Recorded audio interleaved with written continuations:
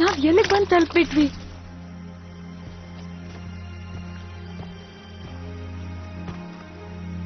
ಈ ಪ್ಲೇಸ್ ಅಲ್ಲಿ ಪ್ಯಾರಡೈಸ್ ಬೇ ಥ್ರೆಟ್ನಿಂಗ್ ಇದೆ.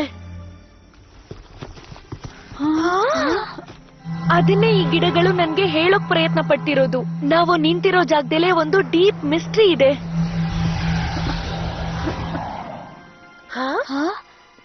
ಇದಕ್ಕೆಲ್ಲ ಪರಿಹಾರ ಇಲ್ಲೇ ಎಲ್ಲಾದ್ರೂ ಬಚ್ಚಿಟ್ಕೊಂಡಿದ್ರೆ ನಾವು ಎಲ್ಲೇ ಇದ್ರೂ ಹುಡ್ಕೋಣ.